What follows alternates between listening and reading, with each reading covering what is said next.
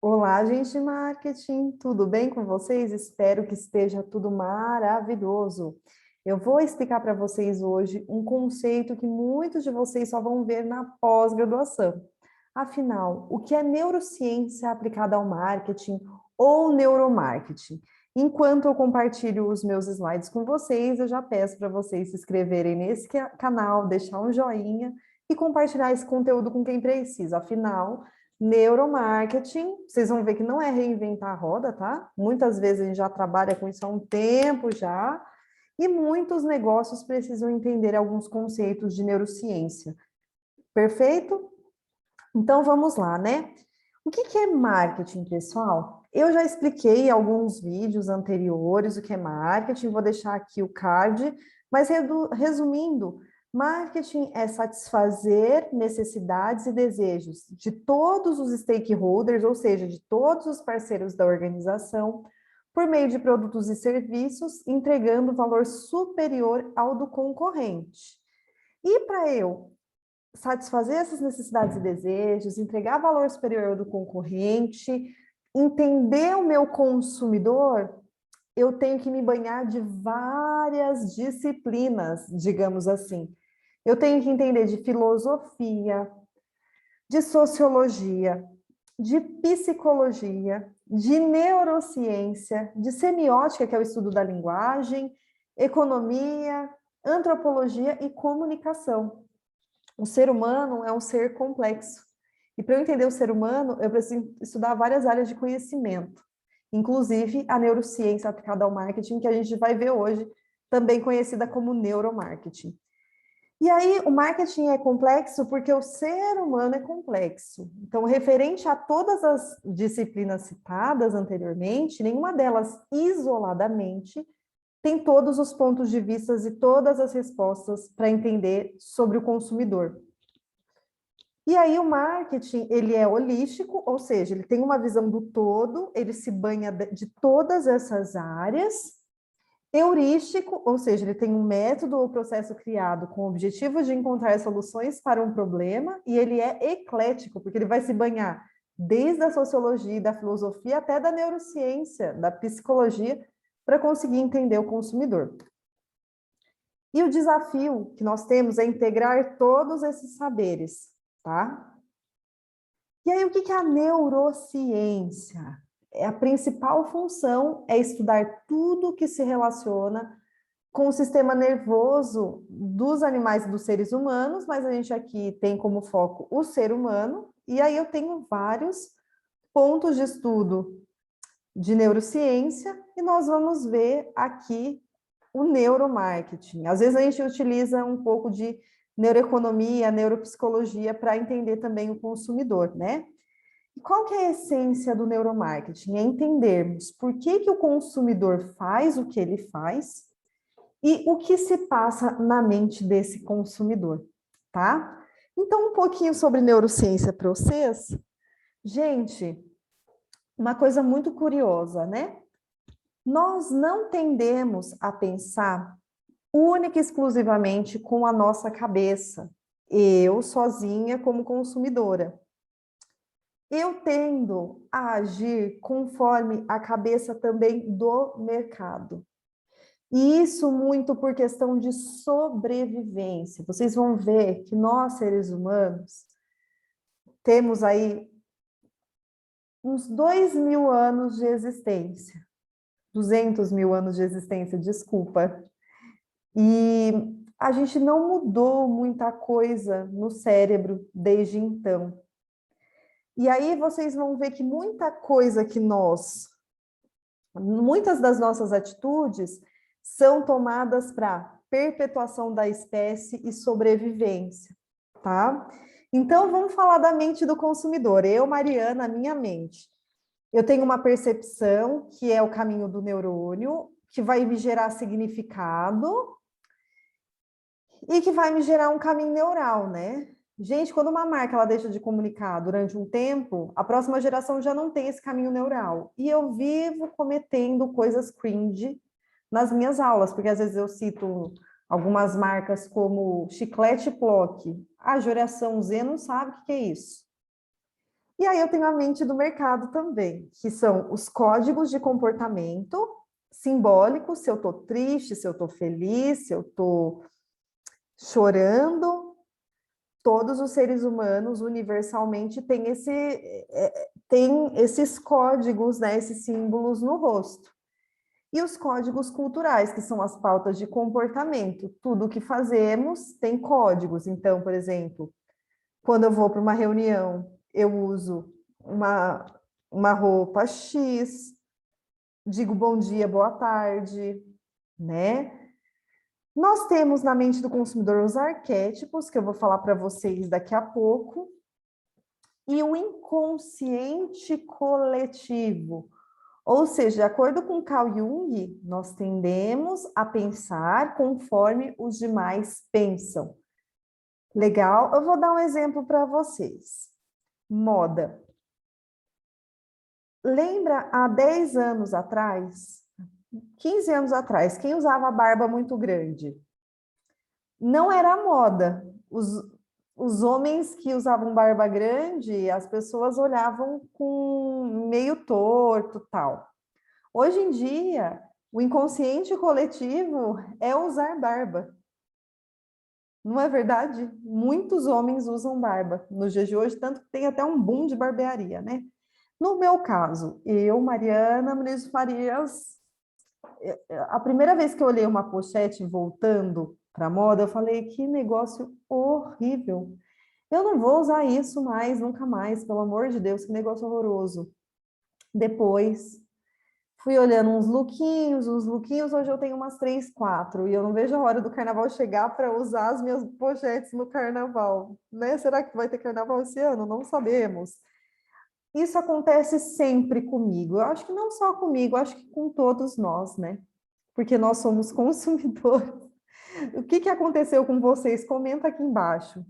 Outra coisa que aconteceu comigo, as botas over the knee. Quando eu olhei aquilo pela primeira vez, eu falei, que horrível, as botas da Paquita.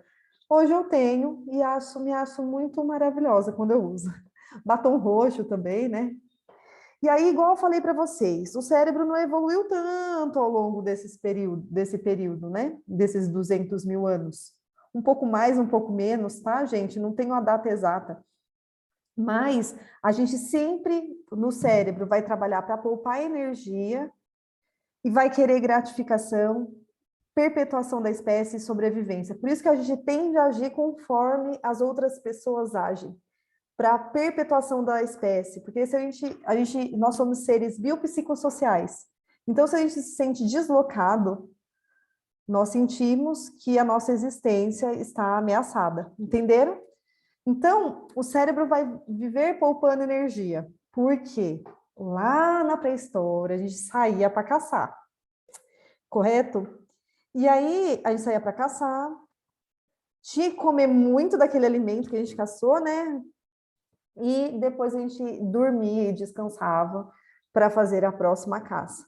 Então, o cérebro, mudança, gente, o cérebro detesta, ele odeia. Por isso que os meus alunos, quando eu dava aula no presencial, sempre sentavam nos mesmos lugares. E isso acontece muito com a gente. Por isso que dizem que para exercitar o cérebro, é bom a gente fazer caminhos diferentes daqueles que a gente está acostumado. Tá? E a questão de querer gratificação, né? Açúcar, comida gordurosa estão aqui. A gente vai ver mais a questão dos hormônios, mas no meu caso, por exemplo, no meu caso não, no nosso caso, tudo que era doce na natureza não simbolizava perigo. O leite materno é doce. Tudo que é amargo é veneno. Por isso que tanta gente não gosta de Giló. Faz sentido? Muito bom, né? E aí o Carl Jung, ele fala sobre, ele é um discípulo do Freud, ele é da psicologia analítica, e ele fala que o inconsciente coletivo não deve sua existência às experiências pessoais. Ele não é adquirido individualmente. A gente tende a agir conforme as pessoas agem. O inconsciente coletivo daquela época. Eu já escutei falar uma palavra chamada Zeitgeist, que é o espírito da época. Alguma coisa assim. A gente usa, já vi na moda, já vi também em filme eles utilizarem essa expressão? É o inconsciente coletivo, né? A gente tende a agir conforme as pessoas agem, tá? É um conjunto de sentimentos, pensamentos e lembranças compartilhadas por toda a humanidade. Ou por um grupo, uma cidade. Pode perceber na cidade de vocês que as pessoas tendem a ir nos lugares que todo mundo está indo. Inconsciente coletivo. E o que é muito legal, eu já expliquei isso para vocês anteriormente, na aula de marketing digital, por onde começar, vou deixar o card aqui. O Jung fala que em todas as histórias, em todos os contos do mundo todo, nós temos 12 personalidades semelhantes, tá? Nesse inconsciente coletivo. No Harry Potter, nos contos xamânicos, nos contos nórdicos, no Senhor dos Anéis, nós sempre vamos ter personagens que simbolizam cada uma dessas personas, cada um desses arquétipos, tá? E aí, se vocês notarem os Simpsons também, várias histórias têm esses personagens. E as marcas, vamos pegar aqui para o neuromarketing, as marcas entendendo esses arquétipos, elas adotam um ou dois para estruturarem a sua marca. Então, quem são essas 12 personalidades que se repetem em vários contos? Nós temos o criador, que é aquele que cria novos mundos. O prestativo ou caridoso, que é aquele que se preocupa com o outro. O governante, que é aquele poderoso, que tem dinheiro, que ostenta. O cara comum, que é aquele que não se destaca da multidão e que é mais um no meio dela. O amante, que é o apaixonado, o romântico. O bobo da corte, que é aquele que você não sabe se ele é bobo ou se ele é esperto. O Homer Simpson está aqui, viu, pessoal? Homer Simpson é o bobo da corte. O inocente, que sempre vai vir na imagem de uma criança ou de um animal, fofinho. O explorador, que é aquele que quer desbravar novos mundos. O sábio. O mago, que é aquele que trabalha com a magia e com a transformação. O herói, que é aquele que vai vencer todos os desafios. E o fora da lei, que é aquele que vai quebrar as regras, vai fazer as coisas ao contrário, sabe? Se vocês notarem, as épocas também, elas têm arquétipos, né? Eu acho que a gente vive numa era muito onde o cara comum está muito forte. Nós temos influenciadores que eram os governantes, que ostentavam um estilo de vida maravilhoso e perfeito. A questão do herói também. Tinha muita questão dos coachings, né? Do boom dos coachings. Mas agora a gente está indo para o cara comum, das pessoas que mostram suas vulnerabilidades, suas tristezas, que se mostram como pessoas, gente como a gente. Vocês também estão notando isso? Escreve aqui embaixo para mim, porque é algo que eu até dei uma entrevista esses dias para a própria Mark, falando sobre isso, sobre esse inconsciente coletivo dessa época que nós estamos vivendo muito por conta da pandemia, né? Então, como eu falei para vocês, algumas marcas se beneficiam desses arquétipos. Então, nós temos o prestativo, a Porto Seguro utiliza o prestativo na sua marca, na sua comunicação. O governante, que é aquele poderoso, que ostenta, que é exuberante, o Rolex e a IBM. O inocente, a Coca-Cola está aqui, a do bem também. O explorador, Johnny Walker muito, Jeep muito aqui, a Land Rover aqui também. O sábio, o Google, a CNN, o Mackenzie, que é a instituição de ensino com a qual eu trabalho. O mago, a Disney é muito o mago. O fora da lei, a Harley Davidson e a Red Bull. O herói, muito forte, a Nike. A Nike é muito forte. O amante, a Victoria's Secret, Häagen-Dazs, Sonho de Valsa. Bobo da Corte, Comedy Central, M&M's, a Hering, o cara comum, o criador, o post-it. Outro que se posiciona como cara comum, se vocês forem ver, tanto na marca quanto nas postagens, é a Bal. Eu já falei sobre ela no nosso vídeo Marketing Digital, por onde começar, vou deixar o card por aqui. E a gente tem também a Reserva. Ela se posiciona como cara comum e toda a sua comunicação vai ser para o cara comum. Uma coisa que eu queria chamar a atenção de vocês. Às vezes a gente não entende propaganda de perfume, correto? Comecem a assistir a propaganda de perfume dando uma olhada nos arquétipos. Vocês vão entender tudo, para quem que é aquela fragrância. Então, quando eu vejo a propaganda de One Million Paco Rabanne, muito forte o governante. Quando eu vou para, deixa eu ver, J'adore, com a Charlize Theron, aquela comunicação maravilhosa, eu estou falando de uma mulher forte, um perfume de presença. Quem vai trabalhar com isso, ela vai trabalhar com explorador, tá? Flower by Kenzo é uma marca mais romântica, então vai trabalhar com amante. Legal, façam esse exercício, tá? Invictus, da Paco Rabanne também, vai trabalhar com herói. E um pouco do Fora da Lei.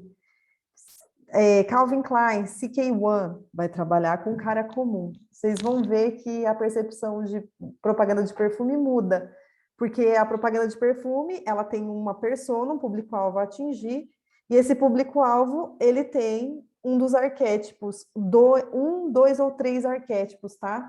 E aí eu vou trabalhar esses arquétipos na comunicação. Você não vai entender nada, mas vai ficar lá no seu inconsciente. É importante também que eu entenda e atue com sentimentos universais, né? Se vocês pegarem a comunicação, nós somos impactados por 1.500 a 2.000 marcas por dia. É muita coisa, né? Então, para aquela comunicação ficar no nosso cérebro, nós precisamos trabalhar com sentimentos universais. Depois vocês procurem uma propaganda da Nike que fala sobre, se chama Crazy, que é das mulheres, que mostra muito o arquétipo do herói e trabalha ali com sentimentos universais, o que todas as mulheres no mundo inteiro passam. Maravilhosa, de quase chorar. E aí todos os meus significados da minha mente estão no meu inconsciente. E a maior parte das nossas decisões são inconscientes. Pessoal, vocês sabiam que a gente não toma as nossas decisões de maneira racional 100% do dia? Que nós tomamos as nossas decisões de maneira inconsciente de 5 a 10% do nosso dia a dia? Pois é, gente. E aí eu trouxe para vocês o cérebro triuno, ou triúnico, ou trino, do Paul MacLean. Ele fala que o cérebro é dividido em 3 partes, tá? Reptiliano, límbico e o neocórtex. Reptiliano é onde você toma as suas decisões mais primitivas. Então, por exemplo, você está cozinhando, de repente você encosta o braço num lugar quente e tira. Todos os répteis possuem esse cérebro, ele fica mais aqui embaixo, por isso que quando a gente está nervoso, a gente tem que respirar, contar até 10 para conseguir trazer a informação para cá, tá? Depois a gente tem o cérebro emocional, que é o cérebro límbico, que é onde ficam as emoções, a memória de longo prazo. E nós temos o neocórtex, que é o cérebro racional, e somente os seres humanos possuem. Os mamíferos possuem também o límbico, viu? E nós tomamos as nossas decisões 90% do nosso tempo, 90, 95%, por meio do cérebro límbico e do cérebro reptiliano. Nós chamamos o límbico reptiliano de sistema 1 e o cérebro neocórtex de sistema 2. Legal? Então, o cérebro primitivo controla os músculos e o equilíbrio das funções. A gente não para pensar para como que a gente está respirando. Agora que eu falei, vocês tomaram a consciência de respirar. A gente não fica pensando para piscar. Por isso que falam que a gente precisa de 21 dias a 3 meses para o cérebro se acostumar com as coisas. Para ele lá, para essa atividade nova ir lá para o inconsciente. Por isso que é tão difícil começar a academia, gente. Porque o cérebro vai lutar para poupar energia, por sobrevivência. Então, aqui tem a memória instintiva, desejo sexual, procura abrigo e alimento. O límbico é responsável pelo agradável e desagradável, memória emocional e afetiva, dificuldade, tristeza, alegria são registradas aqui, resposta ao medo, à agressão, capacidade de aprendizagem da decisão, onde os nossos preconceitos estão, e 75% dos latino-americanos são emocionais. Nós somos muito emocionais, por isso que novela mexicana faz tanto sucesso, as novelas da Globo são exportadas para o mundo todo, nós somos muito emocionais. Por isso que as embalagens aqui na América Latina, elas são, digamos assim, elas possuem menos informação, né? Ela é mais imagens, tá? Vocês sabiam disso? Se não sabiam, comenta aqui. Então, o neocórtex mede o tempo, responsável pela linguagem, modela e controla as relações, mãe da invenção e pai do pensamento abstrato, memória, lógica e bom senso, amor, vingança, intriga e arte. Amor é racional. Vocês sabiam que o amor é racional? A paixão é inconsciente. Planejamento e coordenação, capacidade de raciocínio, análise e síntese. Legal? Aqui o sistema 1 e 2, que eu falei para vocês. E aí, qual a diferença entre emoção e sentimento? A emoção, ela se manifesta no corpo, no inconsciente, e o sentimento fica só na mente, fica no consciente, tá? Por isso que a gente faz terapia, para trazer a emoção para o inconsciente. Certo? Muito louco, né? Então, as emoções e os sentimentos. O Fernando Kimura é um professor da ESPM, de neuromarketing, e ele fala para nós que o cérebro ele tem algumas características no cérebro inconsciente. É interessante nós trabalharmos com isso quando a gente vai fazer comunicação, quando nós vamos fazer uma apresentação. Então, o cérebro ele ama começo e fim. Por que que você acha que artistas como a Anitta fazem teaser falando que sexta-feira, tipo assim, na segunda, ela começa a fazer comunicação falando que na sexta vai ter um lançamento de uma nova música? Porque o cérebro gosta. Vai chegar sexta-feira, meu Deus, a música nova da Anira, meu Deus. Porque quando uma série é muito longa, a gente não gosta. Porque a gente não vê o fim. Por que a gente se interessa por assistir Big Brother, A Fazenda, esses trem aí? Série. Porque a gente quer ver o fim. O cérebro ama começo e fim. Antes e depois, que é o contraste. Como o cérebro inconsciente interpreta imagens, fornecer exemplos antes e depois é uma maneira de se fornecer o inconsciente uma visualização do que o produto é capaz. Por exemplo, quando você pega um depoimento do seu cliente, como que ele era antes de você? O que ele se transformou, o cérebro ama. Emoções. O cérebro inconsciente está próximo das áreas das emoções do cérebro. Por isso, quando marcas e produtos geram emoções nos consumidores, a chance de serem lembrados é maior. Interessante, já falei para vocês sobre as emoções, a propaganda da Nike.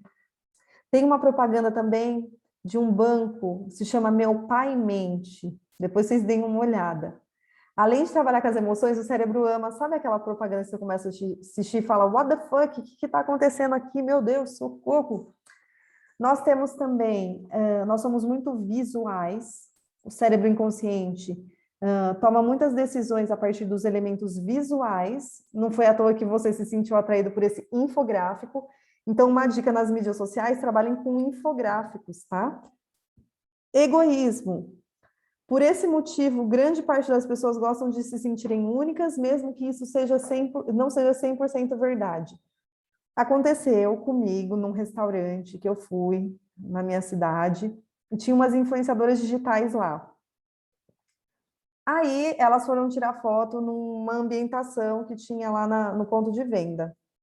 Os garçons acenderam a luz para elas. Chegou na nossa vez, ninguém acendeu a luz. A gente ficou lá tirando foto no escuro. A gente ficou bem chateada por conta do egoísmo. Por que com elas é diferente, com a gente não?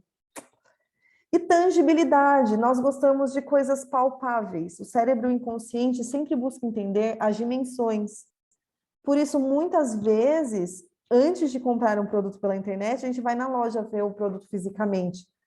Ou a gente colocar uma cartinha de quem embalou o nosso produto no e-commerce com cheiro, é uma forma de tangibilizar a nossa proposta de valor. Eu já fiz um vídeo sobre proposta de valor, então se você ainda não assistiu, vou deixar o card em algum lugar aqui na tela, tá? Legal, vocês estão gostando? Vocês viram que não é reinventar a roda o neuromarketing. Eu lembro uma propaganda que eu assistia quando eu era criança, do Guaraná Antártica, pipoca na panela, começa a arrebentar, quem é cringe, fala aqui embaixo. Essa propaganda ela é puro neuromarketing. Que seja que dá pipoca e guaraná. Então, ela é puro neuromarketing, dá muita vontade de comer, muita vontade. Então, vamos aos hormônios ligados ao cérebro. Nós temos os hormônios excitatórios e os inibitórios. Nós temos muitos hormônios no corpo, tá? Eu vou falar só os principais para marketing.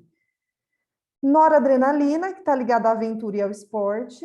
Então, quando você faz torneios na sua loja, gamificação, quando existe competição dos seus clientes, sabe, um com o outro, você está estimulando a noradrenalina. Lembra que eu falei do ego para vocês? Tem uma cliente da minha amiga trabalha no Sebrae. Tem uma cliente dela que faz leilão em live marketing, tá?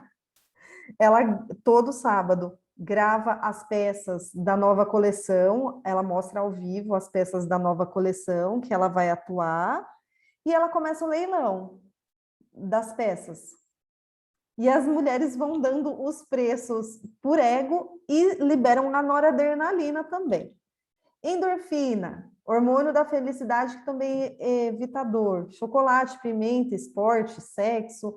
No caso, se você estiver ali no ponto de venda e dá um chocolate para sua cliente, você vai liberar alguns hormônios interessantes ali. Dopamina, prazer instantâneo na compra de algo e dura pouco. Amo quando chega uma caixinha do e-commerce. Amo. Acetilcolina, faz você fugir ou correr. Pessoal, isso é muito importante. A gente já vai falar sobre gabiglicina, tá? Isso é muito importante. O cérebro, ele odeia muita opção. Ele fica perdido. Então, para o cérebro não fugir ou correr, a gente trabalha com 7 opções, 2 mais, 2 menos, tá? Muita opção faz o cérebro fugir. Tomem cuidado com isso. Histamina, quando você tem que entregar um resultado na pressão, também relacionado ao orgasmo. Glutamato é de aprendizado e memória. É muito legal quando a gente... Eu estava vendo algumas ações tem um mercado aqui em Campinas que se chama Dalben, e ela está fazendo algumas lives bem legais com as marcas ensinando a fazer drink na pandemia e tudo mais, e ali você vende um clube de assinaturas, então você estimula o glutamato do seu cliente. Lembre-se, eu já falei aqui, vou deixar o card de tendências, tá? Uma das grandes tendências é mais experiência de compra. Nós temos também os hormônios inibitórios, ou seja, a GABA, que vai controlar os músculos para não sair correndo, é quando a gente congela. Então, quando a gente tem muita opção, ou a gente foge, ou a gente congela. Uma vez eu tive uma aula com o professor da Universidade de Buenos Aires, e ele falou assim, tem uma loja na Cali, Florida, tinha, né? Que era só de gravata. Gravata de todos os jeitos. E na loja do lado, era uma moda masculina, tinha 5 modelos de gravata. Qual que é a loja que vendia mais gravata? A que tinha 5 modelos de gravata, básicos. Então, essa é uma teoria do George Miller. Trabalhe sempre com 7 opções. 2 mais, 2 menos. Tem um restaurante que tem um cardápio enlouquecedor. O nome é... eu vou falar o nome, é o Paris 6. Gente, o Paris 6, Mariana, fico perdida naquele tanto de opção deles. E tem um restaurante aqui em Campinas, que se chama Benedito, e ele tem é certeiro, deve ter umas 9 opções. Ali tem tudo que você precisa, mais vegetariana, porque é vegetariano. Sensacional. A glicina, ela vai reduzir o campo auditivo e visual. Reduz o campo visual para não desgastarmos. Percepção seletiva, isso acontece por conta de ir à caça, quando a gente ia caçar na pré-história, tá? Isso acontece muito em embalagens. Então, quando uma embalagem é diferenciada no ponto de venda daquela categoria, vamos pegar a categoria de o Vanish. Todo mundo tem a embalagem rosa, né? Para tirar mancha. Se você tem uma embalagem super diferentona de produto para tirar mancha, você para e fala: o que é isso aqui? O design das embalagens é interessante. Outra coisa, cantos arredondados. Cantos arredondados, tipo a minha garrafa aqui, ó. O cérebro ama. A gente vai ler como design no consciente. Inconscientemente, tudo que tem canto arredondado é atraente aos olhos, porque a natureza é curva. As montanhas, as flores, as árvores são curvas, por isso que a gente ama cantos arredondados. E tudo que é pontudo simboliza perigo, tá?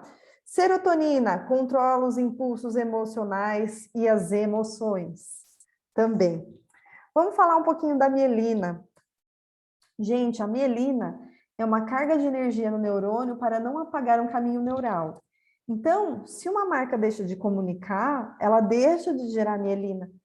E aí, a próxima geração já não lembra daquela marca. Aí eu tenho um monte de exemplo que eu me vejo cringe na aula, igual eu já falei para vocês, chiclete Plock, meus alunos não sabem o que é, Dog Funny, o Fantástico Mundo de Bob, todas as minhas referências são cringe, né? Por conta da mielina. A amígdala, não essa aqui, a lá do cérebro. A amígdala tem esse nome porque tudo que é em formato de amêndoa, em latim é amígdala. Então, tudo que é em formato de amêndoa, no nosso corpo tem o nome de amígdala. Amígdala aqui, amígdala do cérebro. É onde nós guardamos as informações mais importantes, as memórias afetivas mais maravilhosas das nossas vidas. E o que é um imprint? É a memória afetiva, que tem um significado com forte carga emocional, que dura para a vida toda. Então, quando você sente um cheiro que lembra a sua infância, que lembra a sua avó, que lembra a sua mãe, você tende a comprar as coisas. Por que pastel de feira é tão irresistível? Porque para nós brasileiros é algo que a gente fazia na infância, a gente ia na feira com as nossas mães. Pelo menos a minha geração. É muito, além de ter gordura, né? Que é algo muito bom para o cérebro. Quando a gente ia caçar, a gente comia coisa gordurosa para se manter mais tempo sem comer. Olha que interessante, né, pessoal? Então, o olfato é muito importante. Algumas marcas trabalham muito bem com cheirinho, né? Nas suas roupas, nas embalagens, quando vem alguma coisa por e-commerce. Então, nós precisamos estimular o consumidor com percepção, construindo esses caminhos neurais, gerando significado para ele, trabalhando com os códigos, os arquétipos e despertando os sentidos. Então, e outra coisa que a gente tem que pensar, quem vai comprar o produto é o consumidor, não a empresa. Então, a gente tem que pensar quais são as referências daquela geração. O que remete à infância da geração com a qual você atua? Porque, para mim, se você fala ursinhos carinhosos, eu vou começar 4, 3, 2, 1. Tarará, ai, que tudo! Eu quero a camiseta. Lua de cristal. Os meus alunos vão falar: o que é isso? Que coisa cringe é essa? Então, é interessante a gente pensar que quem vai comprar é o consumidor, não é a gente, né? E a questão dos 5 sentidos, gente, não sei se vocês sabem, não existe só 5 sentidos. Se eu não me engano, são 33 sentidos. Até a cadeira, o encosto da cadeira, o jeito que a cadeira nos abraça. Fast food, eu tenho uma cadeira mais dura para as pessoas irem embora mais rápido. Cadeira fofinha, que abraça para eu ficar confortável e durar mais tempo. Notem o cheiro das livrarias. Alguns lugares que eu quero que as pessoas fiquem mais são lugares que trabalham com madeira, com flores, com mato, para as pessoas se sentirem melhor ali. Não sei se vocês perceberam, mas na entrada dos supermercados a gente trabalha com flores. As flores, elas fazem a gente se sentir mais confortável. Até a música da loja, se o meu público é de uma geração que vai naquele horário, eu preciso trabalhar com a música X para aquele público. Eu não vou tocar Bee Gees no horário que a geração Z vai comprar bebida, entenderam? Consegue distinguir? Então, as pesquisas de neuromarketing na prática. Nós temos uma pesquisa chamada Eye Tracking, é um aparelho que ele vai medir pontos de calor, onde as pessoas olham mais. Então, onde as pessoas olham mais numa comunicação é o que está em vermelho. E onde elas olham menos é o que está em verde, tá? Notem que nós, seres humanos, tendemos a olhar para o rosto das pessoas. Quando a gente muda do bebezinho olhando para a comunicação, a gente tende a fazer com que o consumidor olhe onde nós queremos. Olha que interessante, né? Aqui nessa comunicação, a gente também tem estrategicamente todos os pontos que tem a marca da Reebok, tá? Todos os pontos para o consumidor olhar. O cachorrinho olhando para a mulher. Olha como é tudo estratégico. Mulher olhando para frente, olhamos menos para o produto. Mulher olhando para o produto, nós olhamos mais para a marca.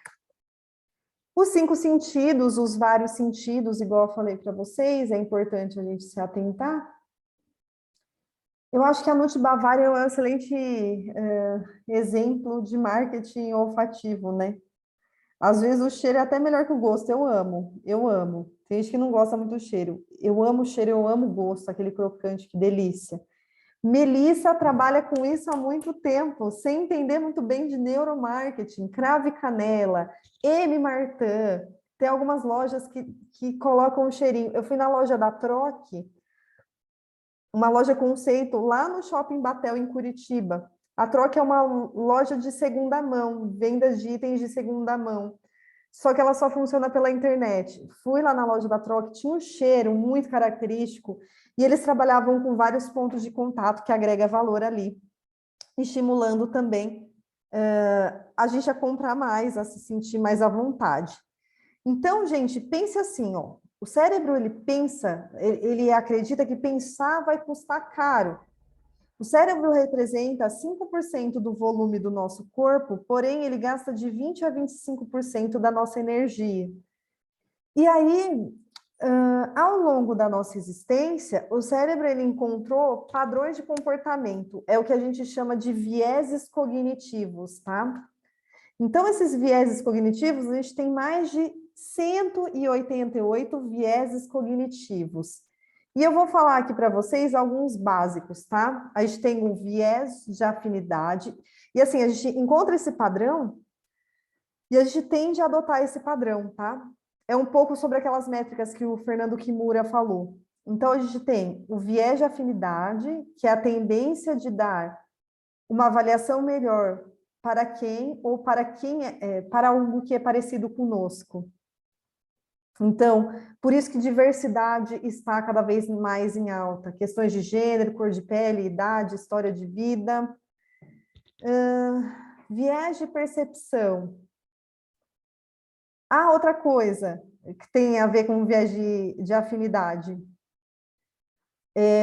Por que toda hora colocam o Neymar na comunicação? Porque o Neymar já é um rosto familiar, tá? Então, familiaridade também é um viés cognitivo. Viés de percepção, tendência de reforçar estereótipos que são definidos por influência da sociedade ou cultura na qual fazemos parte.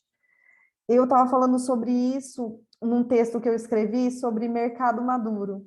Gente, os idosos, eles são tão plurais. e a gente define eles por dois arquétipos. Ou a mulher madura que se rejuvenesce, ou a mulher que é o estereótipo da senhora de 80 anos. E esse mercado maduro é muito plural, então chegou a hora da gente rever esse viés de percepção. Viés confirmatório. Tendência de procurar informações que confirmem as nossas hipóteses iniciais e rejeitamos a que não vão de encontro aos nossos olhos ou valores, né? Efeito auréola. Tendência de exibir uma preferência inconsciente com apenas uma informação positiva ou agradável da pessoa, o qual nos leva a avaliar positivamente todo o resto da informação. Isso acontece com serviço. Serviço. Então, quando você vai num restaurante, você tende a julgar o restaurante não por suas partes, mas sim pelo todo. Por isso que quando erram em alguma coisa na sua experiência de compra, num serviço, a pessoa não vai falar, aquele restaurante, a comida é boa, a música é boa, mas o garçom foi horrível. Não, a pessoa vai generalizar. Isso a gente chama de efeito de auréola. E nós temos o efeito de grupo, tendência de seguir o padrão de um grupo. Dessa forma, a pressão que o grupo coloca pode fazer com que todos busquem convergir à mesma ideia, e isso tem a ver com o inconsciente coletivo. Gente, outra coisa que eu queria falar para vocês, quando a gente fala de inconsciente, né? Quando a gente trabalha uma comunicação inconsciente num filme, por exemplo, ela tem que envolver emoção. Vou dar um exemplo para vocês. Qual que é a marca da bola que aparece no filme do Náufrago? Você respondeu. O Wilson. E no Cassino Royale do 007, eles trabalharam com 123 marcas diferentes. Quais são as marcas? Você não sabe responder. Porque não gerou emoção. Então, quando a Jequiti passa lá no SBT e pisca, isso não é mensagem subliminar. Isso não vai dar certo. A mensagem subliminar que dá certo é aquela que mexe com as nossas emoções. Tá bom?